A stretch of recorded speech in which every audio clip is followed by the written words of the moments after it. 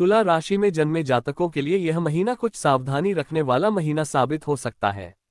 हालांकि इसी महीने आपको अपने करियर में अच्छी उन्नति भी प्राप्त हो सकती है, लेकिन कुछ महीनों में आपको समझदारी और सावधानी दोनों दिखानी होगी।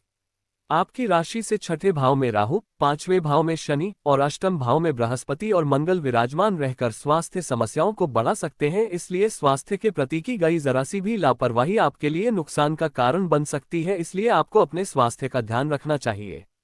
आर्थिक मामलों में भी महीने की शुरुआत कुछ कमजोर हो सकती है, क्योंकि आमदनी अच्छी होने के बावजूद आपके खर्च हद से ज्यादा बढ़ सकते हैं, जो आपके माथे पर चिंता की लकीरें डाल सकते हैं, इसलिए आपको अपने धन प्रबंधन पर भी ध्यान देना होगा। जहां तक आपके करियर का सवाल है तो उसके दृष्टिकोण से यह महीना अनुकूल रहने की संभावना है। नौकरी करने वाले जातकों को अपनी नौकरी में अच्छे पद का लाभ मिलेगा। आपकी पदोन्नति के भी योग बनेंगे और आपकी तनख्वाह में वृद्धि भी हो सकती है। जबकि व्यापार करने वाले जातकों के लिए राह थोड़ी मुश्किल होगी। महीने का पूर्वार्ध कमजोर रहेगा। अंतिम सप्ताह में जाकर कुछ राहत प्राप्त होने की उम्मीद आप कर सकते हैं। विद्यार्थियों के लिए कठिन चुनौतियों से भरा समय रहने वाला है। आपको पढ़ाई में आनंद भी आएगा, लेकिन परिस्थितियों आपके पढ़ने में विघ्न डालते रहेंगे, इसलिए आपको अपनी एकाग्रता को बढ़ाना होगा। प्रेम संबंधों के लिए उतार चढ़ाव से भरा समय रहेगा। प्यार भी रहेगा तो उसमें कुछ तकरार भी होगी। जबकि वैवाहिक संबंधों की बात करें तो आपके ससुराल पक्ष से सावधानीपूर्वक व्यवहार करना चाहिए, क्योंकि इसका सीधा असर आपके रिश्ते पर पड़ने वाला है। पारिवारिक जीवन में कुछ सुख शांति रहेगी जो आपको राहत प्रदान कर सकती है।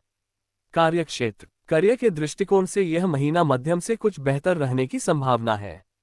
यदि आप नौकरी करते हैं तो आपके लिए यह महीना अनुकूल रहने की संभावना दिखाई दे रही है, क्योंकि महीने की शुरुआत में ही सूर्य महाराज आपके दशम भाव में विराजमान होकर आपके करियर को चमकाने का काम करेंगे। आपको आपके कार्य क्षेत्र में अच्छी तवज्जो मिलेगी। आपको पदोन्नति भी प्राप्त हो सकती है। आपने जो काम किया है उसकी महत्ता बढ़ेगी और इसलिए आपकी तनख्वाह में भी वृद्धि हो सकती है। आपका नाम चमकेगा और आपके आत्मसम्मान में भी बढ़ोतरी होगी। आपके वरिष्ठ अधिकारी आपसे प्रसन्न रहेंगे और आप उनके कृपा पात्र बनेंगे, जिससे नौकरी में आपकी स्थिति प्रबल होती चली जाएगी। छठे भाव के स्वामी देवगुरु बृहस्पति महाराज अष्टम भाव में मंगल महाराज के साथ विराजमान रहेंगे। इन परिस्थितियों के कारण आपको अति आत्मविश्वासी होने से बचना चाहिए, क्योंकि यह आपको नुकसान दे सकता है और नौकरी में परेशानी भी खड़ी कर सकता है, इसलिए सावधानी रखने से आप इन समस्याओं से बच सकते हैं। जहां तक व्यापार करने वाले जातकों का सवाल है तो उनके लिए यह महीना उतार चढ़ाव से भरा रहने वाला है।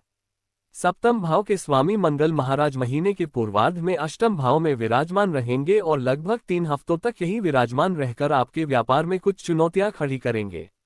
आपके व्यावसायिक साझेदार से भी संबंधों पर असर पड़ सकता है। वक्री शनि की दृष्टि भी सप्तम भाव पर होने के कारण आपके व्यापार में उतार चढ़ाव बना रहेगा। हालांकि आमदनी भी होगी, लेकिन कुछ न कुछ चुनौतियां लगी रहेगी जो आपको लगातार व्यस्त रखेंगी। आप व्यापार पर ध्यान नहीं दे पाएंगे।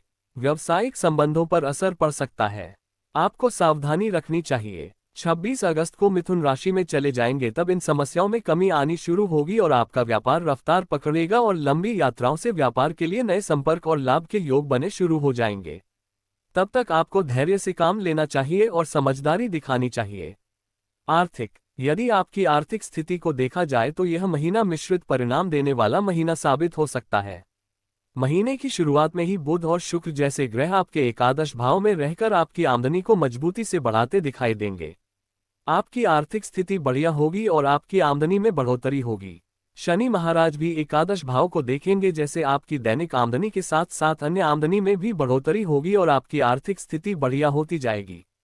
लेकिन छठे भाव में राहु और द्वादश भाव में केतु के कारण यकायक और अवांछनीय खर्चे भी परेशान कर सकते हैं। इनके प्रति आपको सतर्कता रखनी चाहिए। देव गुरु बृहस्पति महाराज एक तरफ आपके धार्मिक और अच्छे खर्चों में बढ़ोतरी करेंगे तो दूसरी तरफ आपके द्वितीय भाव को देखकर आपकी आमदनी भी बढ़ाएंगे। आपको मेहनत करने से लाभ होगा। नौकरी में भी तनख्वाह वृद्धि होने से आर्थिक लाभ हो सकता है।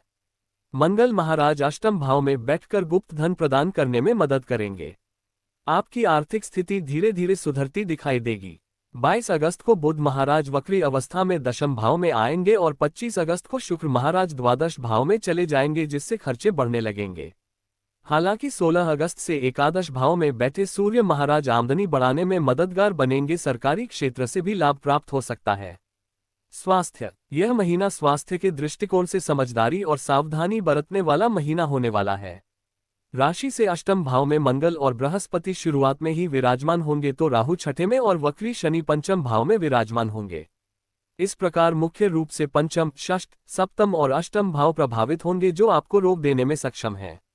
आप यदि अपने ऊपर ध्यान नहीं देते हैं, परिस्थितियों पर ध्यान नहीं देते हैं और लापरवाही बढ़ाते हैं तो यह मानकर चलिए कि यह समय आपको बीमार बना सकता है, और बीमारी किसी को पसंद नहीं, क्योंकि स्वास्थ्य ही सबसे बड़ा धन है। तो इस धन की रक्षा करें। स्वयं को चुस्त दुरुस्त बनाए रखने के लिए हर संभव प्रयास करें।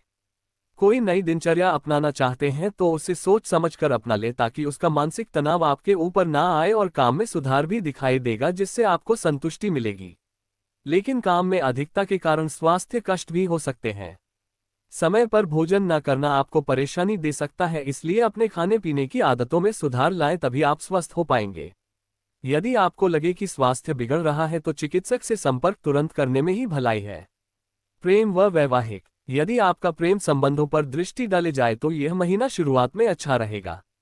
बुध और शुक्र जैसे सौम्य ग्रह पंचम भाव पर दृष्टि डालेंगे, जिससे आपका प्रेम संबंधों की गाड़ी रफ्तार से दौड़ती नजर आएगी। आपके रिश्तों में प्रेम और रोमानियत बढ़ेगी और आप एक दूसरे के निकट आ जाएंगे। प्रेम संबंधों में बढ़ोतरी से आपका चेहरा भी चमक उठेगा।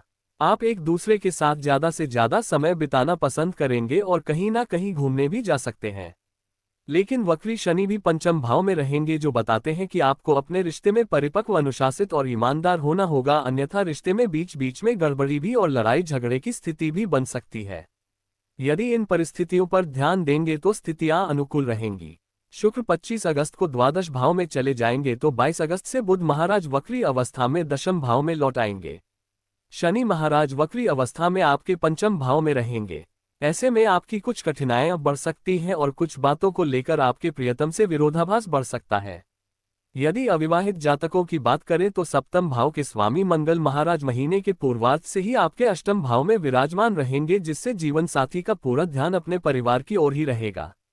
ऐसे में उनकी बेरुखी आपको परेशान कर सकती है।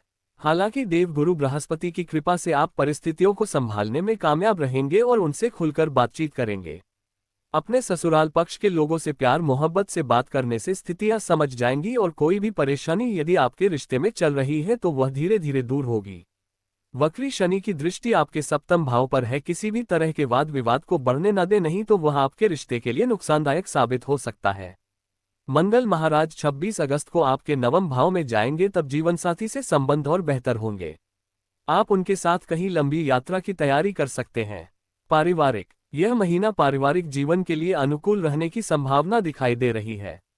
दूसरे भाव के स्वामी मंगल महाराज 8वें भाव में विराजमान रहकर अपने ही भाव को देखेंगे, लेकिन उनके साथ देवगुरु बृहस्पति भी विराजमान रहेंगे और वह भी आपके दूसरे भाव को देखेंगे तथा वहां से देवगुरु बृहस्पति की दृष्टि आपके चतुर्थ भाव पर भी होगी। इस प्रकार पारिवारिक जीवन में समस्याओं में कमी आएगी और आपसी समन्वय बेहतर होगा।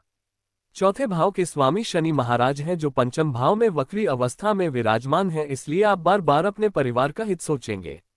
परिवार की भलाई के लिए कुछ नए कार्य करने में आपको आनंद आएगा। पारिवारिक गतिविधियों में बढ़ चढ़कर हिस्सा लेंगे और परिवार की खुशहाली के लिए कुछ न कुछ अवश्य करते रहेंगे।